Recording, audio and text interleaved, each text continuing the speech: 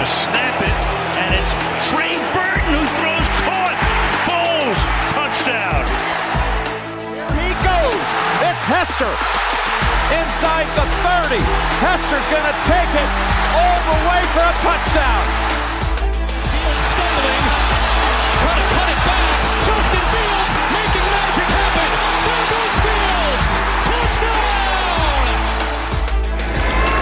Hurts on first down, fires downfield. It's Deshaun Jackson back in the lineup. Missed the last 7 games, and he will take it 81 yards. A somersault into the end zone. His first touchdown of the season.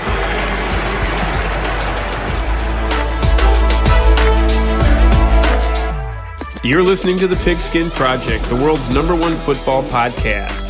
Now, with more insights on all things football, here are your hosts, Ben Hansen and Ryan Matthews. Ladies and gentlemen, welcome back. Hold on a minute. Yes, There we go. much Come better, on. much better.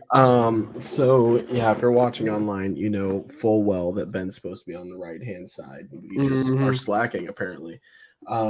So Ben, rough week. This is exactly rough week in many weeks, in many facets. I mean, and facets. I'd ask you how you're doing, but I already have a feel for it. But anyways, how you doing, man? Yeah, well, I'm doing good. I handled the Super Bowl loss way better than what I would have thought because we played well. We'll get into that. And like I said, it's always nice because right after, even if we won or lost, draft season was right afterwards. So I still got something to look forward to. Oh yeah. But I also caught COVID Saturday night, Sunday morning. So if I cough a lot on this podcast and hear me clearing my throat, that's why I have the glasses on.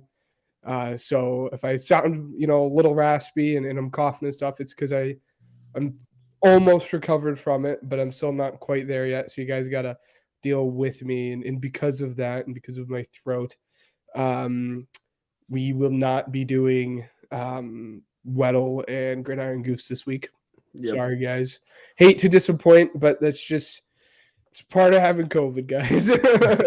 What I will say, How are you doing? just to kind of, I want to describe how funny of a situation it was. So I remember, okay, so I was supposed to be driving down to go and see you. And pretty much, it was right after work when I, decided to come by. And so for those of you that don't know, Ben lives about a 3-hour drive away from me. So it's a pretty hefty drive. And so right after work and everything, I'm pretty exhausted to the point to where I started feeling a little drowsy in the drive. And I was like, all right, well, my mom doesn't live too far away. So I'm going to go ahead and kind of pull to the side and see what she's doing. Maybe, rest the eyes a little bit and then hop back on the road. So that was the plan.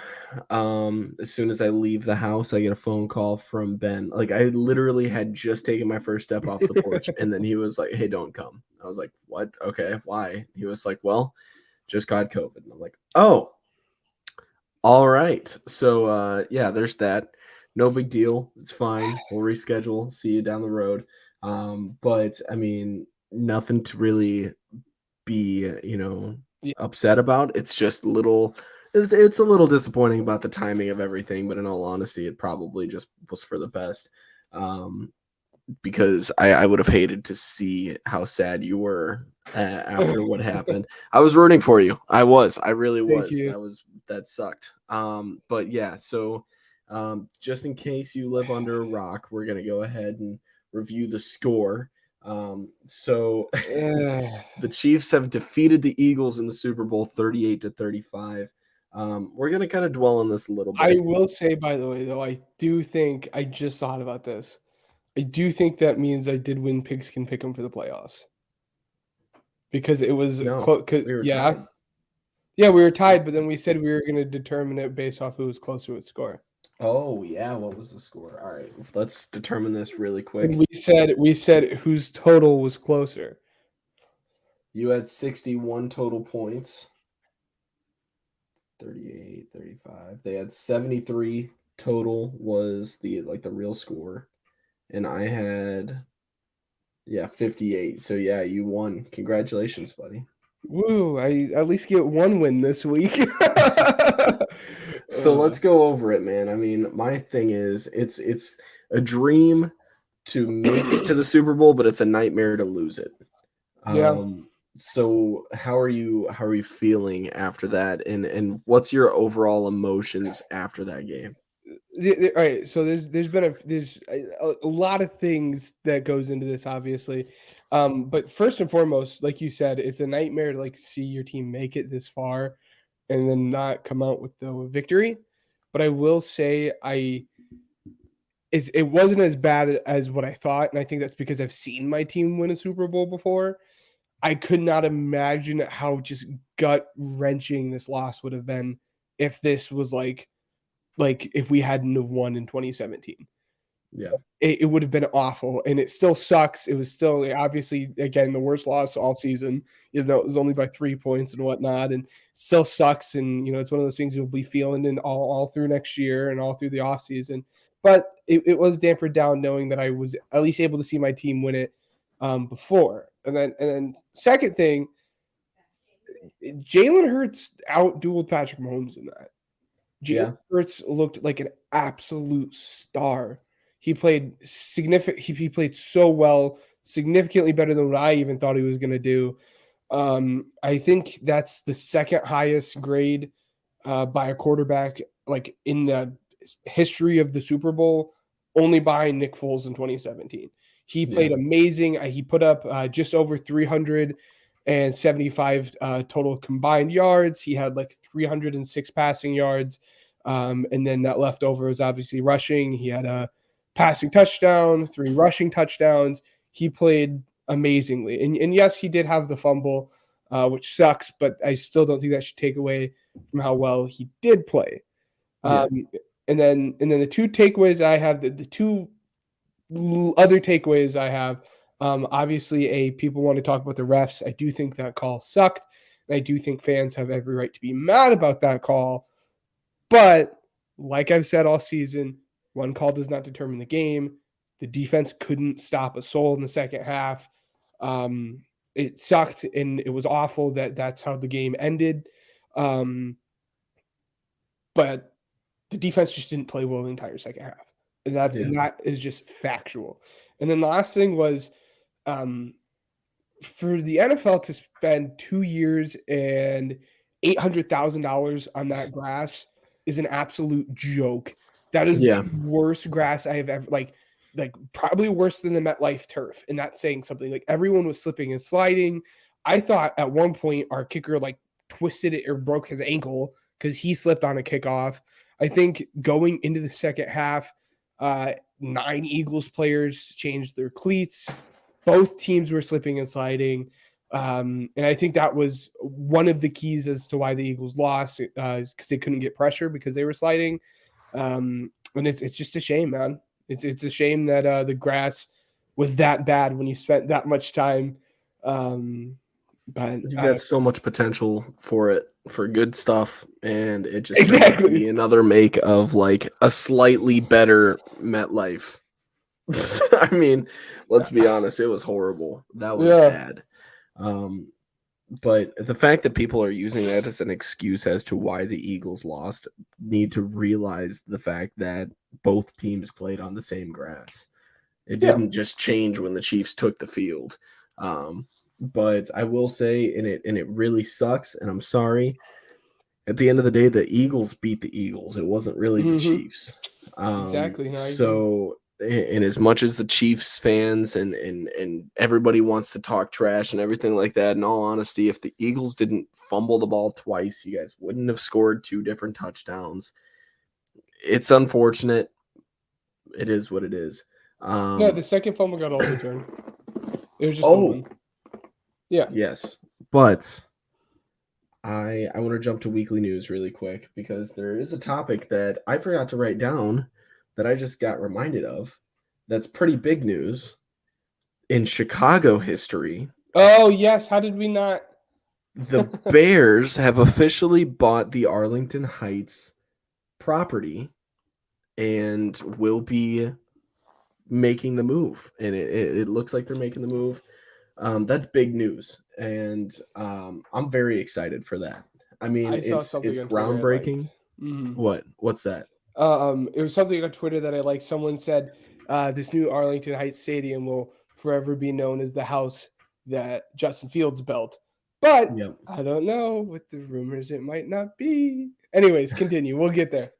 Well, I mean, I do want to look at okay, so when you look at stadiums and when they've been built and stuff like that, right? And because my my mom was asking me like, "Hey, like how long is it going to take for this new stadium to be constructed?" First off, for people that aren't aware, I want them to know like it's going to be a whole complex. You're talking hotels, restaurants, bars, stores, et cetera, et cetera. It's not just going to be the stadium. Now, the stadium might be open before the stores are, and that would make the most sense. And keep in mind, all of this is preliminary. But if you look at, say, one of the newest and nicest stadiums in SoFi Stadium, right? For example, they broke ground on November 17, 2016, and opened on September 8th, 2020. So just under 4 years worth of construction. I would say 3 years, maybe 3.5 years worth of construction, and that rest of the 6 months or 5 months is getting ready for the actual grand opening. You look at the Raiders Stadium as well as I pull that up. And as you pull that up too, the timetable that he's giving you too, that's super important for you guys to like keep note of too. While it might have taken 3.5 years, 4 years for them to build SoFi, that's out on the West Coast where it's sunny and doesn't rain all year long. Versus winter will probably halt construction. It'll probably be somewhere upwards of 4.5, 5 years here in Chicago, like taking the winter and the rain and the snow, the cold into account. Looking at Vegas is another dry climate. They started on November 13th, 2017 and opened on July 31st, 2020. So even shorter for them. But somebody, I think, let's see. So for the US Bank Stadium in Minnesota, you got to look at them and see like, okay, that would probably be the best example for when it was built and how long it took, especially because, well, the Bears' new president is taking control of everything. You look at that, and they broke ground on December 3rd, 2013, and opened on July 22nd, 2016. So, again, a very quick construction. I'm going to say without a doubt within the next 4 to 5 years, we're going to be playing in a new stadium. I think that that's a very clear, I would say, time frame. They've got to still map things out and everything like that. I would say that that's going to take majority of 2023 as far as planning goes. Yeah. And then ground breaks, I would say summer of 2024. And then if I were to guess, I'd say grand opening is the season of 2027. So you're looking at a Super Bowl in Chicago 2028, 2029. We'll see. It'd be fun. My concern with Arlington Heights, which obviously is what you guys are doing, the super nice thing about where it's at now is the train. And the train just pulls up just like right there. Boop. You hop off the train, then you just walk to the stadium. It's a 3-minute walk. I do think the nice thing about Arlington, which is something you've pointed out before, is the parking situation there is going to be awesome. It's going to be so much better than what Soldier Field is. But the thing that does suck is like the train access. Obviously, you won't have the same that you do here in Soldier Field. So right. Yeah, no, they do have like a station that runs through there, but it's not going to be as accessible for people that live in Indiana, for example. And there is a very, very big majority of people that are Chicago Bears fans in Northwest Indiana specifically. So, but yes, I mean, it's huge. It's huge news if you're a Bears fan. Not only that, but just in the NFC as well. You only have one team on the NFC North that is not playing in a dome now. You have Ford Field for Detroit, US Bank Stadium in Minnesota, and now name TBD for the Bears, which is more than likely not. I mean, it's definitely going to be a dome. Let's just face it. Bear weather is a thing of the past. Like I hope it's like SoFi. I know it won't be like SoFi. And when I say that, for those who don't know, like SoFi is a covered stadium, but it's not a dome. It's not completely like enclosed. They have like this big canopy that like goes over it, like this big concrete glass canopy that goes over it, but like some of the sides are still open. I think that'd be fun if you do Bears, like if you still want that Bears weather, but like like you said, it's not gonna be what it is now here at Soldier Field. No, for sure.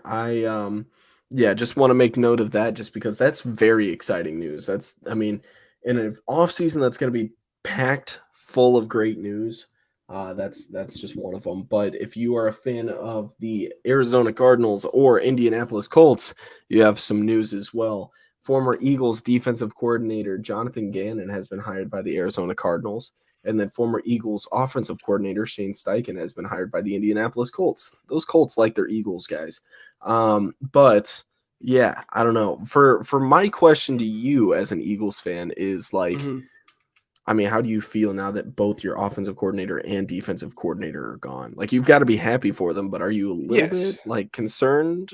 Well, it's tough because Gannon was the guy I wanted to go. Gannon was the reason we lost the Super Bowl. Gannon just got absolutely ran circles around by Andy Reid. And I've not liked Gannon since he's been here in town. I've been very boisterous about that. So I'm happy to see him gone. But the issue with him is there's no clear next up in line. Versus Shane Steichen's the one that I'm sad seeing go. But there's that clear next up in line to the point that he was hired yesterday and we already hired our OC today, and our QB coach who just stepped right into that OC role. So there was that successor. So the dude we hate to see had the easy fill, but the dude we love to see gone, we don't have the easy fill with. So it's tough there. Happy to see Steichen. I think he's going to succeed once they get their quarterback of the future, whether it's this year or next year.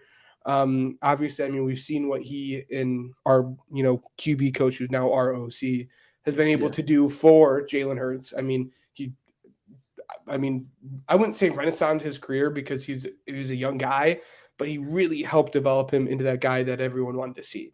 So I think Steichen's going to be awesome. I think that was an awesome hire by them. It's also something that I predicted. But then as far as the Cardinals fans, I'm sorry. I don't know if you guys will like Gannon or not, but I'll tell you, most Eagles fans do not. I think Lou, the other two finalists were Lou, I can't pronounce his last name, but the DC from Cincy, and then Mike Kafka, the OC from Giants. And I think either of those guys would have been better options. I think if you wanted to go the DC route, Lou would have been the better option, just because he obviously has shown that he can make the in-game adjustments, which he's done all season. He's a mastermind when it comes to that kind of stuff. But at the end of the day, I do think it's an offensive league, and I think it should have been Mike Kafka. And I mean, we saw what Brian could go in and do, but I guess I understand where the thought process was, that they just hired this young offensive-minded dude in Cliff Kingsbury, and then it backfired. So I understand kind of what their concern was doing that again. I think Lou probably should have been their guy, but Saranara, good riddance to Gannon. And then just to recap the coaches, because now all those openings are filled. Like you said, Gannon to the Cardinals, Steichen to the Colts, and then Sean Payton obviously got traded to the Broncos, Frank Reich to the Panthers, and who's the third one I'm forgetting? And D'Amico Ryan to the Texans. So the last piece of news is also Bears related. Multiple GMs came away from the Senior Bowl under the assumption that Justin Fields would be traded. Now I'm going to go ahead and segue this to overreactions. Well, there's the Derek Carr stuff. Derek Carr was released. Oh yes, Derek Carr was also released. I'm sorry, I skipped over that. I don't know why I didn't think that wasn't talked about. Anyways, yeah. So He's officially been released before his $40 million became fully guaranteed, which is funny because he looks like he could be doing a little something that we talked about on the podcast. I think it was last week or the week before, saying how he's just going to ask for that release instead of giving the Raiders any kind of capital back for him. It's more one of those, hey, guess what? No, I'm not going to accept a trade, but you can release me. And then it's like, okay, but, we just let you go to the Saints and we have a trade in place. No, you're not getting that, but I might still go to the Saints. Like, it's good for the Saints. Yes. It's horrible for the Raiders. Another team that you should look out for is the Panthers. And this is, I want to note this for anybody that's unfamiliar with the situation. It's going to be a long process before he's signed. First off, free agency. We still have a pretty long ways to go before, and I will say it'll move a lot quicker than we thought. Just three or four episodes, and then it is 3, 4, 5 episodes, then it's time. But what was it? I had it. Let's see. Oh, there it is. So free agents can sign on March 16th, which is in about a month. So pretty exciting there. I'm very excited for that. 3 days before that, I think it's like the 13th or something. So like the 13th or 14th is like when the tampering window opens. And that's usually, 14th, or the 14th, that's usually when we see like all the players coming out, like the Bears are signing Orlando Brown to, a 4-year, $20 million. And then that's usually one of those contracts we regret down the line. But that's usually the 14th is usually when we see like like when we see the news come out. And then, like you said, the 16th is when like it's like officially official. There's only been a few times where like it's been announced this person's going somewhere and then they actually don't. Because like I said, there's like a 3-day window there where like it's not official, but they've agreed upon. And then, like you said, the Derek Carr is a conversation as far as what happened with the Raiders and then what's going to happen with him. It's a conversation I'd love to have in the coming weeks. And then real quick, one last piece of news I actually got to add before we get into this overreactions that you were touching on. It's looking like the sale for the Commanders is going to happen within the next week or so. Whether that is there's been 2 main guys that have been really rumored to be in the lead there, and that's Jeff Bezos. Obviously, everyone knows who Jeff Bezos is. And then, ironically, the other one is Josh Harris. This is the reason why I know that this why it's been rumored that this is going to be happening here soon is Josh Harris, the Sixers owner. He's the owner of the Sixers.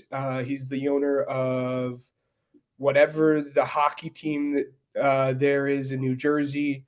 And then he owns like a minor league soccer team. And then it looks like he's going to be maybe owning the Commanders as well. So those are the 2 guys. Just if you're a fan, keep an eye out and ear out for that might happen within the next week or so. Yeah. So definitely keep an eye on that. But let's segue into overreactions just because of this Justin Fields news. This is a load of crap. Okay, let me just say that. And Jason hopefully, a clown. Hopefully, when we have our guest on, hopefully within the next couple weeks, we can confirm that this is a load of crap. But stay tuned for that. Very exciting news. But as far as that goes, I'm very upset about this because the Bears would be unwatchable without Justin Fields. I saw a tweet. I got to go back to it, to who it was. They made really great points. I'm just going to try and recite it from memory, but basically there was like 3 different things. And one of them was you're not going to try and restart your franchise without the young quarterback that's already established in your team.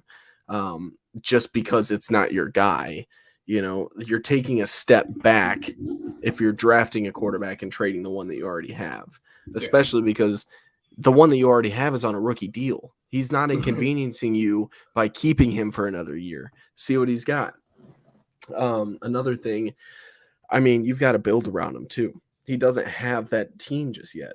He's been playing with players that they're not groundbreakers. They're not going to change the game, and they're not really a factor. You look into it, I mean, Justin Fields needs that, AJ Brown that Jalen Hurts has, because what I'll tell you is it's going to tip the scale. So, I mean, you look at that could be T. Higgins, who knows, but we're going to talk about trade targets later on. But that's my big overreaction today is just everybody's talking about what if he's not a Bear in 2023. And I think that it's just a byproduct of, hey, we're really bored and we have nothing to talk about. So let's just spark controversy among one of the greatest markets in all of sports. It's that simple. And for those listening, could you tell them why today you chose to talk about that? I mean, I don't know why else. Well, today, and this is what I thought you were referring to. Jason Lockenfora, who's just a clown of a reporter. Yeah. Who's just an absolute clown of a reporter, said that he heard at the Senior Bowl that multiple NFL execs and coaches believe that Fields will be on the move. Which, he doesn't have a source. That's just him trying to come up with stuff. But honestly, realistically, I think what is probably happening is Poles is probably putting that information out with the clear understanding and vocalization to Justin Fields. Hey, I'm going to put this information out here. I want you to know that you are our guy. Do not listen to any of these reports. Yeah. But we're going to put this information out here to work up this buzz so we can get more for the first overall pick. Yeah. And that's what I think is happening. And what I also want to note as well, they've said several times in different press conferences that Justin Fields is their guy. Yeah. He's going to be the starter. They're loving the production, and they can't wait to see even more because he's not even shown what he's capable of doing just yet. And I definitely believe that. I think ultimately, though, like you said, it's almost like a smokescreen. Like they have to add some more value to this pick to absolutely maximize what they're going to be getting in return for it. Because let's face it, this pick is not going to be the Bears for much longer. You're talking a trade within the next month for sure, just to see what you can get.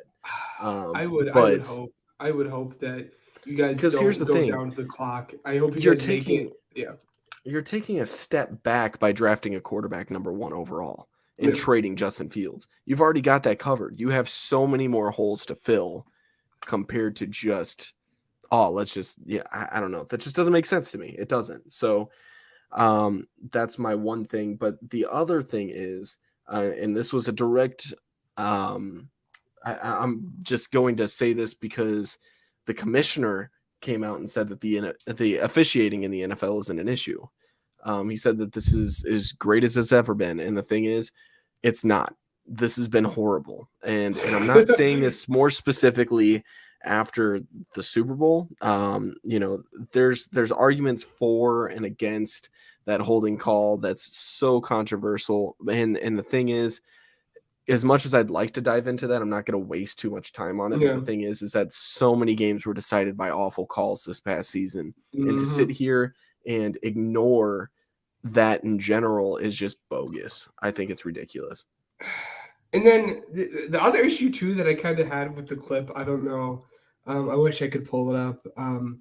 But the other issue I have too is after the game, like this year, we've seen some pretty roughing the passer calls, like calls that should not have been roughing the passer, and then other calls that probably should have been considered roughing the passer, i.e. even like the Sue hit on Justin Fields in the Eagles Bears game.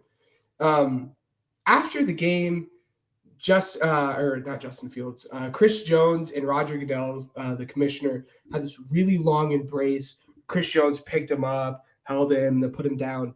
And then Goodell said something that just piqued my ears up a little bit. I think and I'm paraphrasing. This might be the exact quote, but I think he said, "I don't care the way you hit the quarterback." Yep. Something along those lines, which is just like, That's with horrible. a year we've seen these awful calls. Roger Goodell, and again, I'm a fan, or I'm the pushback, and I push it back against people that say it's scripted. But Roger Goodell has to be aware that that stuff is being said, and then he has to be aware that him saying People that are probably watching. doesn't. Yeah. It's bad. It really is. Yes. There's no other way to put it other than I'm very disappointed in that, just because when you see stuff like that, it almost takes away from the game. You love to watch it so much to where, I had a talk with Caitlin just last night. I was like, I wish that this was year round. I really do. Like, as much as it's unhealthy, and it technically is, I mean, you need that period for free agency and the draft and the offseason to prep for it. But like, I love football so much. There's not a single league that matches up to it when it comes to content. And I just love the NFL and seeing players play and everything. I wish that I could say that I'm going to a Bears game tomorrow again, just because I am so excited to see what's next. But I mean, yeah, you can always look forward to it. You can always, Yes. no matter what's going on in your life, you can always look forward to the next Eagles game, for example, or the next Bears game, because there's gonna be one. And one thing I said, and obviously for a lot of logistical reasons, this can't be, this just can't happen. This can't be it. But a conversation that was like going around, Twitter and NFL media is, I wonder what this game would have looked like, the Super Bowl, if it was a 7-game series like baseball or something. Yeah. No, that would have been so much fun. And there's no clear answer to it too. Something huge, by the way, that's not getting talked about is the NFL doesn't own the rights to the Super Bowl. It's like the word "the Super Bowl." They don't own the rights, so every year they have to. I forget the family. I think it's like the Klein family. They own the rights to it, and every year before the Super Bowl, the NFL re-ups the deal for next year. Yeah. The NFL was not able to re-up that. And I get the rumor. I don't know how true this is. I don't know. I saw this on the internet. Again, I very well could be absolutely talking on my butt and have been lied to. And the article I read could have just been false. Yeah. But like the news is like the NFL offered like $1 billion, and they were like, no, we don't want to sell you that. So maybe it'll be called something different next year. Maybe we've seen our last Super Bowl. No way. I don't know, man. I think it was like 1987 or something. There was something called the Mega Bowl. The Mega Bowl, I think is what it was. I would love to see the memes that follow that. Yeah. The Super Ultra Mega Bowl. So I don't know if that is true, and what I saw was absolutely just like lying. So I very well could be wrong. So don't listen to me like completely. So maybe focus and do some of your own research, but it might just be something to keep in the back of your head. Yeah, right. Yeah. So I mean, I don't know, going forward. Our next topic, what we would normally talk about is Pigskin Pick'em. Oh, wait, no. Did you have overreactions? I apologize. Yes. Yeah, let's talk about it. Yeah, no. So this is a conversation that we have had after the Super Bowl performance. It's a conversation that I've kind of had this year, and NFL fans around the league have been like, no, Jalen Hurts is just having a good year. He's not going to play this well, next year, the year after, whatnot. It's a scheme. It's a system. But I think we now need to have a conversation about him being a top 5 NFL quarterback. And without a doubt, and this might be a hot take, which I know it's a segment we used to have, but I think without a shadow of a doubt, he's the best quarterback in the NFC.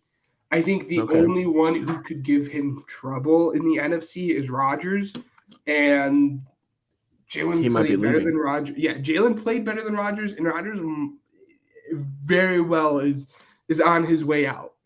So I think top 5 is tough. I think if not top 5, he's 6. And he's definitely the best quarterback in the NFC. I think 1 is Patrick Mahomes, which we've already, Patrick Mahomes is on his own tier. Yeah. And then I think it's Joe Burrow and then probably Jalen. Those guys right there. And then the other 2 you need to have a conversation about when you're talking about where you're ranking Jalen is Josh Allen and Herbert. But I'm ranking Fields above Herbert with everything that – or not Fields. I'm ranking Hurts above Herbert. I like the sound. So I think worst case scenario, in my opinion, he's 4 with Pat Mahomes, Joe Burrow, Josh Allen, and then Hurts at 4. Okay. Which is a conversation, and I couldn't very well make the argument after everything that we've seen with Josh Allen in the playoffs this year, and what we've seen Hurts do in the playoffs this year, that Hurts belongs above Josh Allen. Fair. I mean, you and I both know I'm not really too fond of Josh Allen at the moment. I don't think that I think that he's pretty overrated, dare I say. But yeah, I mean, I don't know. Jalen Hurts can take the cake in the NFC easily, but and the then whole NFL, yeah. I'm not saying So what would your ranking be then? I think the only quarterback that I left out. He's top 3. He's top 3. Okay, yeah. I'm not saying he's the best quarterback in the NFL. No. Yeah. I'm saying top 5. And then out of that list I gave you guys, I think the only person that is probably going to crack that and change that list up is probably going to be T-Law next year. So I don't know. We'll see. But yeah, so we would normally talk pigskin pick'em, but the season's over, so we're not going to do that. So instead, we're going to be talking about where NFL stars can go. So I mean, who's going to be that new blockbuster is what we're going to call it, just blockbuster ? So what's going to be that next move, and when is going to be that next move? Where are they going to go? And really, who we're talking about first up on the list is Aaron Rodgers. I mean, is he staying? Is he retiring? Or where is he going? I think it's either the Jets or the Raiders, and I would like to see him at the Raiders. And if I would have to guess right now at this point in time where he'd play, I would guess the Raiders. We'll see, because he's supposed to do his darkness retreat this weekend, so we'll see him. Those poor Jets. Yeah, right. But I think, well, we'll get to the Jets maybe. I wouldn't be surprised though. And again, my money would be Aaron Rodgers to the Raiders. So I would say you can't count them out as far as the Jets go. Yeah. I think that'd be silly, but the Raiders makes the most sense. Ultimately, poor Jets hiring Hackett. Yeah, could you imagine? Everybody just kind of side eyes him, just like, you're not supposed to be here if Aaron's not going to be here. Yeah. So no. Our next up on our list, Derek Carr to free agency. I mean, the rumor is he's going to be doing some other looking around other than just the Saints and the Panthers. Does he even look at Tampa Bay? Does he look at Houston? Does he look? I mean, what's set up? I think as far as Houston, Tampa Bay, he can't. I think if Tampa Bay wanted to get him, it would have been through a trade. Tampa Bay is like negative, like $20 million in cap space right now. They can't even afford to pay for him. I think maybe you see him go to the Texans, but I'd be very, very surprised if he goes to the Texans, because the Texans just seem like a team that want to have this youth movement. I really think I think there are 4 options with him. I think it's the Saints, which is probably option number 1, which is probably the option most people would say. I think option number 2 is the Panthers, which is the second clear one. At the beginning of all this, I would have said the Jets, because the Jets I really think are just a quarterback away. And then the option that I don't think is getting talked about enough is him to Baltimore. I think if Lamar gets traded, I would not be surprised if Carr. Oh yeah. No, we were talking. I was gonna get to Lamar. That was my Yeah, next guy. Well, yeah. But I'm saying if Lamar gets traded, which I would think is dumb, and I'm not going to predict it happening, but I think as far as a dark horse team to watch for Derek Carr would be the Ravens, because if he's gone, Yeah. I think that'd be an enticing thing for him because he can go in and he can still play at a level. No offense to the Saints, but they're like this weird middle ground. Yeah. The Ravens are looking to compete now. While they don't have these amazing pieces, I would not be surprised if he's like, this looks like a fun option for me. So if Lamar gets traded, that's just an option I think people should watch out for. There's the Ravens that people aren't really talking about. I think Atlanta. I think if Lamar's leaving, it's going to be Atlanta that pulls the trigger. They have the money to give it to him, and they almost got Deshaun Watson, and I would rather have Lamar Jackson right now over Deshaun Watson. I agree. Yes. And it's morally and just from a perspective of I'd just rather have him on my team. Next up, DeAndre Hopkins. Now, my question is, what would the draft compensation be if you were to trade for him? Like, what's the price tag? Because as somebody that needs a guy like DeAndre Hopkins, you're looking at what, maybe a 3rd-round pick? Probably 2nd-round pick. Second? Okay. The reason I say 2nd-round pick is because D-Hop is just a year older than what Devontae Adams is, and Devontae Adams went for a 1st-round pick. Okay. So I think D-Hop's probably a 2nd-round pick. And as much as you would hate to see this, but it'll make sense here in a little bit.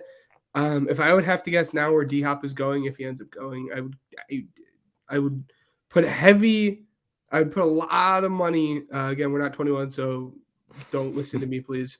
And this is metaphorically speaking.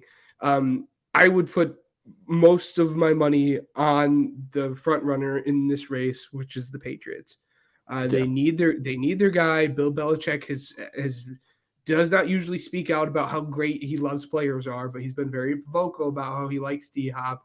My thing is, do you bring back Jacoby Myers if you do get D-Hop? Yeah, I think you still do both. That's a lot.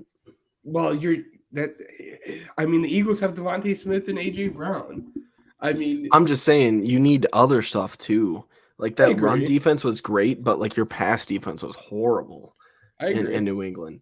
So you need that veteran help, and there's plenty of veteran secondary help and free agency this year. My thing is, I don't know, D-Hop. I can definitely see it. Don't get me wrong. I just you've got to at least think about filling some other holes first before you go trading for anybody, especially because I really think their biggest weakness this year was passing. They could pass to Jacoby Myers, and that was it. And Jacoby Myers is a free agent, like you said. So I think that was their biggest weakness, and I think now even more with Jacoby Myers being a free agent, I think this is even shines the spotlight even more on it. I really think that's the biggest weakness, whether they draft someone or they trade for someone. I think they really need to address that. And I think that needs to be priority number one, is to get help around Mac Jones, just like it's priority number one for Justin Fields, which we'll get to in a little bit. So you're talking, Yep. T. Higgins is the next point. Yeah, I wouldn't be surprised if you guys trade your 2 second-round picks for him. 2 seconds for T. Higgins. Wow. It's because maybe it's 2 seconds this year, a second this year, and a second next year. Yeah. I think his value is probably a 1st-round pick. Okay. We saw what AJ has gone through, and AJ wasn't considered the top 5 wide receiver that he was now last year. Let me just say this though, and he went for a first. Yeah, that wide receiver core in Chicago. If you get a guy like T. Higgins, that's pretty dangerous. You're looking at just the same amount of hype as the Eagles got when they traded for AJ. Okay, calm down there, buddy. Calm down there. I don't know what. Come on. By the way, no, don't come on here, dude. No way. You keep on trying to compare Darnell Mooney to Devontae Smith, and it's not even remotely I'm saying close. Darnell Mooney and Chase Claypool combined is like Devontae Smith hype for sure. No. Okay. Devontae Smith is arguably a number. Devontae Smith could be a wide receiver 1 for probably 1/3 of the teams.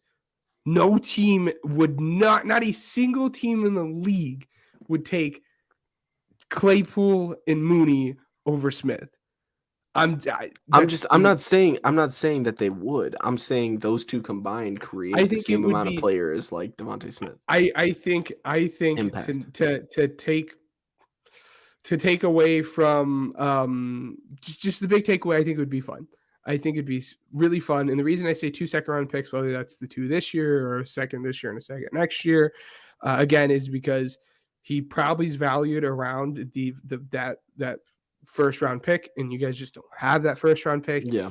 I wouldn't be surprised if the Patriots, if you guys ended up getting D-Hop and the Patriots got T. Higgins.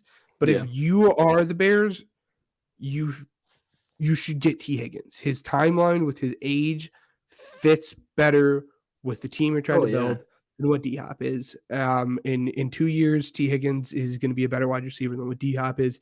And that's not because I'm saying T. Higgins is going to be a top 5 wide receiver. It's because D-Hop is getting old and he's going to start falling off here soon. But yeah, if I would have to guess, if he doesn't leave, which there's a big chance he stays, if he doesn't leave, or if he leaves, I think the Bears is probably the best bet. Well, backup options include Chris Godwin and Mike Evans for the Buccaneers that could just blow everything up. Not everybody's talking about it. No, but I think those are also other good options. I think of those options, I think Mike Evans is probably the more likely just because of the fit with the team. Chris Godwin is awesome. But I think him and Mooney's skill sets are similar.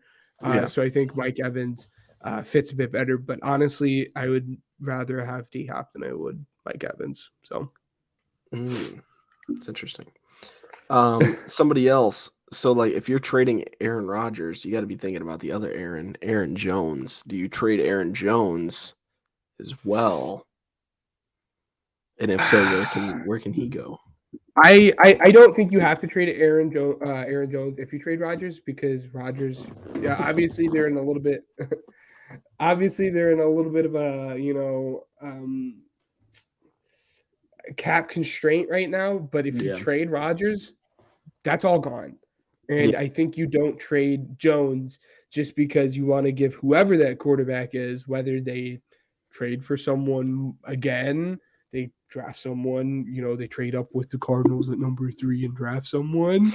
And I'm joking there. Don't take that serious. In that, or they end up going with Jordan Love. I think you want to give whoever that quarterback is the best surrounding talent. So go draft someone at 15 and keep Aaron Jones because he's a top 10 running back. He's on the verge of being a top 10 running back in the NFL. I was also in a little bit of a dispute on Twitter. I want to say just a couple weeks ago. Mm-hmm. You're talking Dalvin Cook, I think should have been on the move, but he's washed now though. He's pretty much the same. Alexander Mattison is essentially the same quarterback as Dalvin Cook. So the reason why they didn't trade away Dalvin Cook to get extra draft capital blows my mind. But due to time, I'm going to go ahead and move it on to your college corner. Let you take the reins. Nice. So, we're going to continue the series that we've been doing in terms of ranking my guys. I do anywhere between like the top 6 to the top 10. I think last week I did running backs, and I think I ended up like taking a long list, and I did like 9, I think. I have like 7 this week.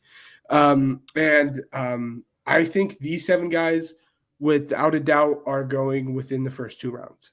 Every single guy I name is going either in the first or second round, versus running backs and all these other guys that have been talking about are, going. You'll probably see some of those guys go 3rd, 4th, 5th round.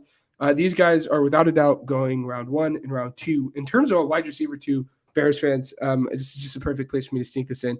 A dude that I've gotten a hold of watching a little bit more and doing a little bit of deeper dive on is A.T. Perry. He's a super, super fun watch. He's a wide receiver. I think he's like 6'3", 6'4". If you guys need a jump ball guy, the guy that Chase Claypool has not been. In the later rounds, round 3, 4, just keep an eye out for him. He's a fun watch. But in terms of offensive tackle, I think there's clear tackle 1 and 2, and then there's a clear 3, and then there's a clear like 5, 6, and then it drops off from everywhere else. So as far as tackle 1 and tackle 2, that's Paris Johnson and Peter Skrowski from Ohio State and Northwestern. I have Paris Johnson at 1. Probably, again, as I've said on the show, a little bit of bias because he's the first player that I have followed from high school to college to the NFL. But Ryan's already talked about him here. He can play. He's played both the left and the right. He's a smooth mover. He's strong. And the reason he's in front of Peter for me is just because he's bigger. And we'll get to Peter, and it'll make sense in just a little bit why I say it. Because most of the time you're like, he's like 6'5", 6'6". It's not like huge. But he is bigger than Peter, which we'll get to Peter there in a second. And I think he has the upside and the traits with his movement and how strong he is, and his ability to play both the left and the right. I think he has upside, and I think he's just very sound as well. I think he's clear tackle 1 for me, but his big knock I have on him is hand placement. I would like to see him have a bit of a stronger punch on these shoulder pads. And here, I want you to punch the shoulder pad and then get your hands inside. But his hand placement's not quite there yet. And then he only has 1 year at right tackle or at left tackle. It isn't a huge deal for me because he's shown this year that he can play left tackle perfectly fine. And it's actually nice to know that he played guard his freshman year, played right tackle last year, played left tackle this year. So you're drafting a dude who could play left or right or guard. And then tackle 2, take everything that I just said about Paris.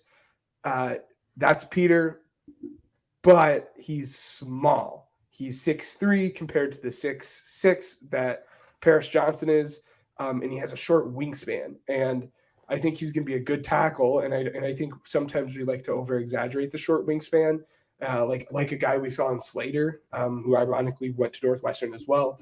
We're like, oh, maybe he can't play tackle and he can only play guard. And Rashawn Slater has been an absolute beast, top 5 tackle. That might be hot, but he's been a very, very, very, very good tackle when he's been healthy.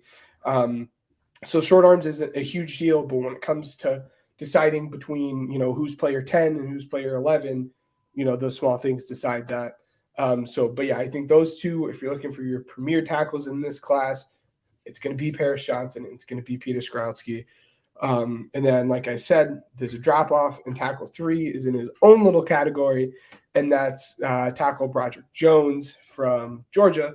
And just like the other guys, he's a very smooth mover, but he has like very strong play strength, more so than I've seen with the other 2 guys. He's just a great athlete as well. But the issue too is he can be overly aggressive, and we can see him, play through the whistle, which is awesome, but then extend that. And sometimes he overshoots players because he's trying to get there, and he needs to be more patient, and he needs to slow it down. And I just think he's not as technically sound as the other 2 guys. And then him, he only has 1 year starting, versus the other guys have a couple other years. He just has that 1 year starting at all. So that lack of experience is going to put him below these guys. And then these next guys at 4 and 5, I think they're interchangeable. And actually, the dude I have at 5 is probably my OT4, but it's uncommon. So we're not going to put him there at 4. But at tackle 4 is Antoine Johnson, the tackle out of Oklahoma. He's 6'5". He has a great build. He has good movement skills. He has nice length.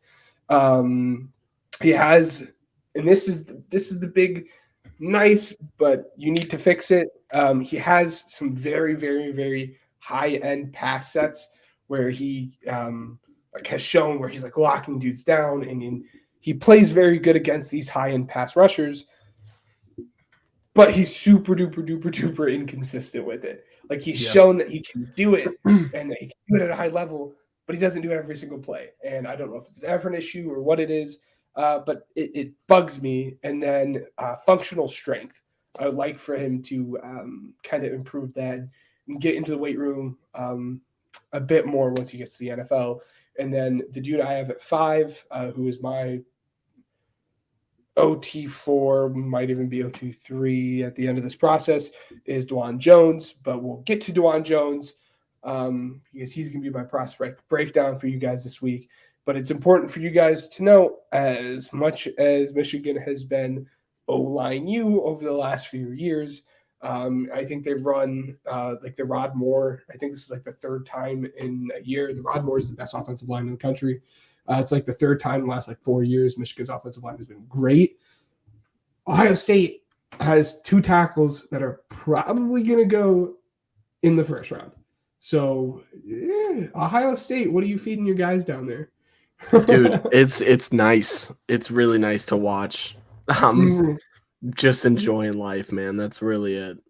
I'm enjoying it while I can too, because these smaller teams are starting to look like they can really put up heavy offers and NIL and everything. So these big time prospects and everything are getting taken away from teams like Alabama, Ohio State, even Michigan, Georgia, and everything like that. You're not really getting all of that. So, I mean, when it comes to Ohio State and everything, yeah, I'm just enjoying it right now because I don't know how much longer it's going to last. I mean, hey, you know. Yeah, exactly. Well, too, in terms of that, just real quick not to get too much on a tangent. I've talked about Will Levis being my quarterback too over someone like CJ Stroud. And part of that is like the talent drop off and talent like disparity between the two. Like we see CJ Stroud playing with, again, 2 tackles that are going to be probably drafted in the first round.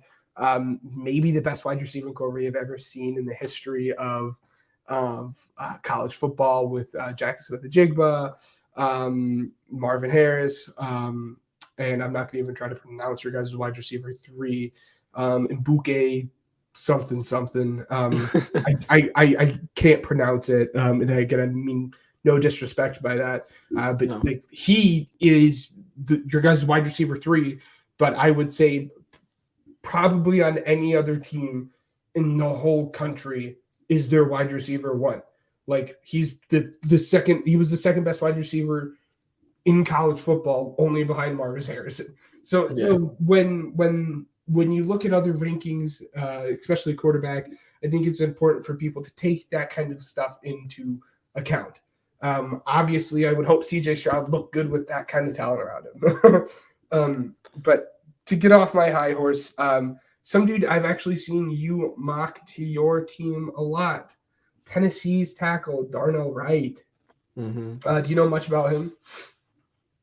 I've done a little bit of research, but nothing extensive. I mean, I know he's good, but I haven't watched film or anything like that. Yeah. So Darnell Wright is the air raid tackle. Again, when you guys hear Tennessee, you should think the air raid. That should be where your head is at. It's, I've talked about it every single time we talk about Tennessee, but in terms of that, when you think of an air raid tackle, it's a dude we saw in Abraham Lucas out of Washington State, Charles Cross out of Mississippi State last year, both those dudes. Andre Dillard a few years back, who also went to Washington State. These air raid tackles are usually really, really, really, really good at pass pro, and that's Darnell Wright. Darnell Wright, in terms of pass pro, he could probably step in and be a very good pass pro tackle right away. He has the length, he has the patience. He's not too aggressive when meeting the rusher. He has, whereas like a guy like Paris Johnson, his hand placement's not quite there yet. Darnell Wright, his hand placement's there. Everything, again, that you would want to see in a pass pro or in a pass set from a tackle, Darnell Wright has. But it's the other play on offense that I'm a little bit concerned about, and it's not. I don't think it's so much that he can't do it. It just we didn't see a lot of it, and when it wasn't great. So when it comes to run blocking, I have some concerns. He has a really tight lower half, so he's not that smooth mover that we were talking about before. And then the functional strength a little bit. Like, does he have the strength to get there and move someone out of the way or throw him to the ground? I don't know if we saw that. Again, maybe he has it. I don't know if he does though, and I wish we would have been able to see a little bit more of that. And like I said, with the tight lower half, again, it means he's choppier. He doesn't look amazing on these poles as we would see a guy like Paris or Peter. And he needs to clean that up a little bit. But again, if you're going to be in a pass-heavy offense, he's your guy. And again, that's not to say that he won't be a good run blocker or anything, but he's not quite there yet, and it's something we haven't seen. And then two guys I have for you that I'm just going to names for you guys to think about, but I didn't do breakdowns for you guys. These are the two next guys in line. Blake Freeland, the tackle out of BYU, and then Jalen Duncan, the tackle out of Maryland. These guys are both awesome guys. Those guys is when I start like, maybe they'll go back end of round 2, top end of round 3. But those are two names to watch if your team's looking for that. And then in terms of a dude a little bit later on that I think you should look out for is Alabama's left tackle, Tyler Steen. He transferred in here from Vanderbilt, and he's super athletic. He's shown that he can pass block and run block at a very high level. I don't think he let up a sack all year, and he's been perfectly fine blocking for Jahmyr Gibbs. I have no gripes about it. And you're saying, why is a super athletic dude who has shown that he can pass block and run block, why is he not in this top list that you have? It's a core strength. He plays like too far up sometimes, and then he plays too far down other times. And then just his technique is very inconsistent. I'd like to see him kind of clean it up. But he shows that he can do that. So in terms of a dude to maybe, hey, I didn't know this dude, but my team's taking him in the second round, or my team's taking him in the third round and I haven't heard of him, or someone that maybe ends up getting taken in the fourth round. And I want to know a little bit more about him. That's Tyler Snead. And in terms of prospect breakdown, a dude that I touched on who might end up being tackle 3. I'm not going to say it's going to happen, but is DeJuan Jones. And this is the type of dude that I like. If you like Daniel Falele, the offensive tackle from Minnesota last year, which is a dude I was high on last year, you're going to like DeJuan Jones. DeJuan Jones is just the better, more polished, more clean version of Daniel Falele. This dude is 6'8", like 335 pounds, so he's just a very big dude. And you're like, wow. And he has a 7'2" wingspan. I think it's 7'2". It's either like 7'2", 7'3", but it's the longest wingspan that's ever been recorded in the history of the Senior Bowl. So already off of that, you're like, he has the potential, and he does, and he's shown that he has that potential. And he's an absolute mauler in the run game. As an Ohio State fan, I'm sure you've seen it. The dude is powerful as heck. He's getting out there and he is pancaking guys. He is moving them out of the way, and he's just super duper aggressive, but in a good way. Whereas we saw like Broderick Jones, you're like, oh, I need to see him clean it up a little bit. I don't need to see that in DeJuan Jones. He's aggressive, but he's not overly aggressive. The dude is absolutely just a people mover. He's super fun to watch. And he's not like this super duper amazing pass pro, but it's not a concern at all. He's a good pass pro. He has powerful hands. Give me 1 second. He has powerful hands. He's shown that he can get that first punch and really stun a dude. And he has the length, obviously, at 7'2", which is what you really want, because if you don't let dudes get into your chest as an offensive tackle, you're not going to be pushed back as easily. And when you weigh, 335 pounds, it's also really hard to push back. The few issues I do have on him is he only did play right tackle. That's not to say that he can't play left tackle, but we only saw him on the right side. He has heavy feet and he has that tight lower body that I was talking about, where to the point that like we've seen him move guys when he's just supposed to explode off the ball and move them. He can do that. Polling is a different question. I don't know how well he's going to be as like this polar. Again, not to say that he can't get there, but right now he has the heavy clonky feet, like boof, boof, boof, and he's a little tight. So polling's a bit of a question with him. And then he is at 335 pounds and 6'8". He's a bit top heavy, which means he tends to be leaning forward a little bit. So I would love to see him come into the NFL and balance that out a little bit, maybe drop 10, 12 pounds, and then have a little bit of more of a balanced body shape. But in terms of a dude who has all the upside and has, this road grading mentality and has the really powerful hands to be a good pass blocker, DeJuan Jones is your guy. He's everything that you wanted Daniel Falele to be, but can control his weight and knows how to use his weight. And as I'm saying this, he'd be awesome in the Bears offense. He would be so much fun. I didn't even think about that. I'm cool with everything, man. The only like issue I said, the only issue is I don't think I think at very, very worst he gets taken with like the 35th or 34th pick. But I think he probably is going to be taken anywhere between like pick like 16 to pick like 35. And the only thing is, I don't know if you guys will have a pick in that range, but it would be awesome because again, he can pass protect, but he's also a really, really good run blocker, which we've seen the power zone or the zone run that the Bears do with the QB sneak and stuff. It'd be really fun to see him be lead. It'd be awesome to see him be like the lead blocker behind, or the lead blocker in front of Justin Fields. And you can. Saquon I don't Barkley. think ever stop. I don't think he ever played. I don't think he ever played with Fields. Like I think he was on the team with Fields, but I don't think he was ever on like the field the same time Fields was. But obviously Fields knows the dude at least a little bit, which is a plus. Speaking of people, let me just chime in here really quick because I don't know if people listened to. I think it might have been Redline Radio. I don't remember. Oh no, Pardon My Take had Justin Fields on, and so they asked him like, who do you want? And he said, my man Jackson Smith-Njigba. I've seen how he can separate, and his body control is crazy. I hope he falls to us somehow.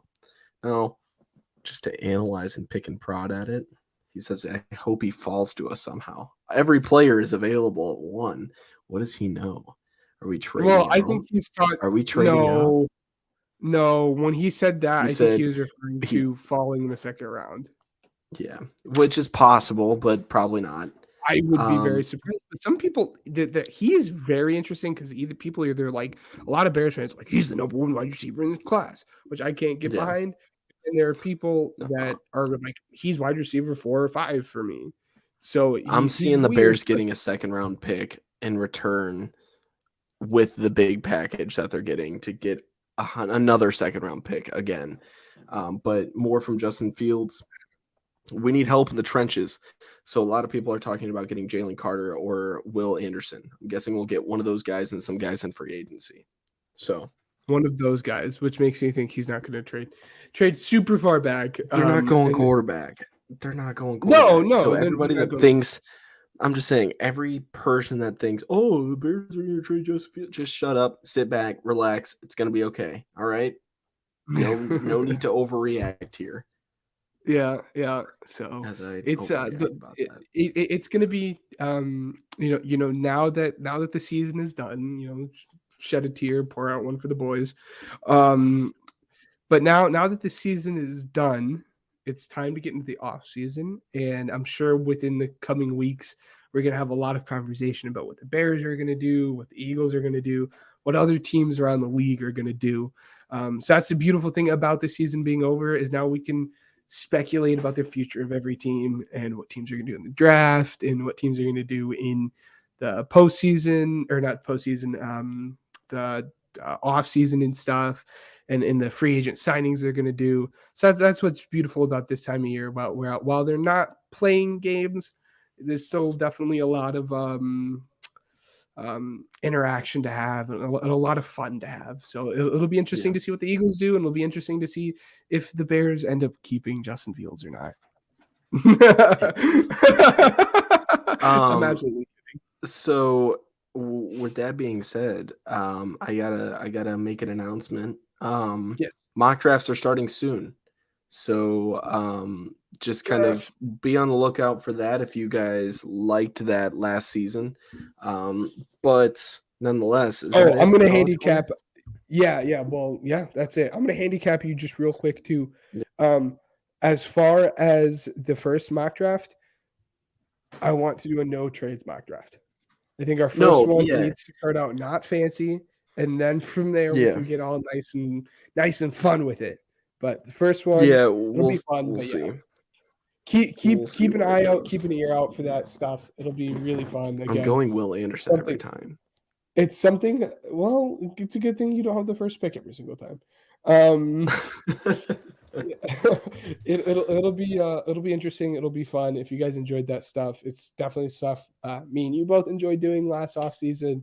It's a fun way to learn about prospects, whether it's us or you guys. So like Ryan said, we're going to start that here soon. Keep an eye out, keep an ear out for that. It'll be fun.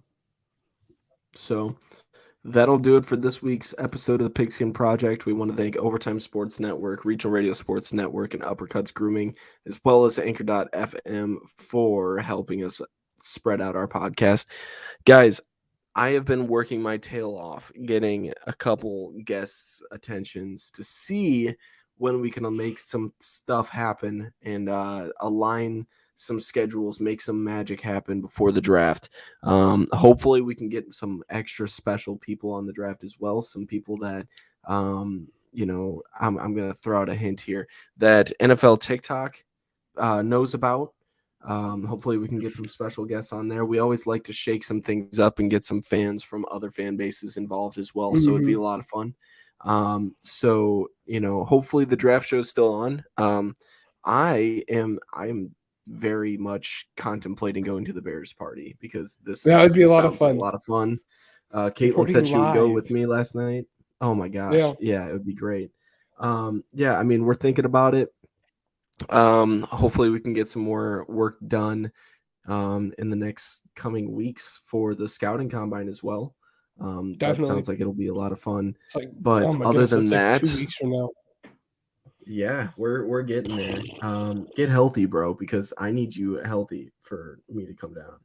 I need healthy for it, dude. Yeah. So without further ado, stay tuned because it's gonna be great. Send us a review, a comment. You can even email us at it's thepigskinproject@gmail.com if you have any kind of suggestions or if you just want to say hi. Drop in. I've got it on my phone. We can definitely talk back and forth. Follow us on TikTok and Twitter. We're trying to stay active on there, but it's hard to stay active when we're in college. But yeah, Ben's thinking Overtime Sports Network again. But without further ado, I think Ben's got a comment. Just real quick. So in terms of that, I know Ryan just told you guys to keep an eye out on our different social media platforms and stuff.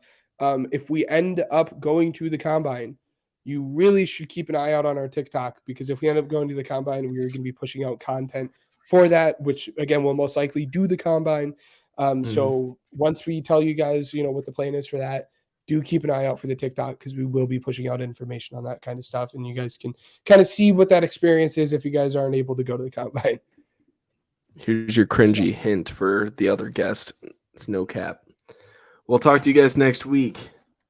Have a great rest of your week. Enjoy the first weekend without football and don't fall to smoke screens. That's my advice for this week. Without further ado, that's been this week's episode of the Pigskin Project. Thank you very much for tuning in, and until next week.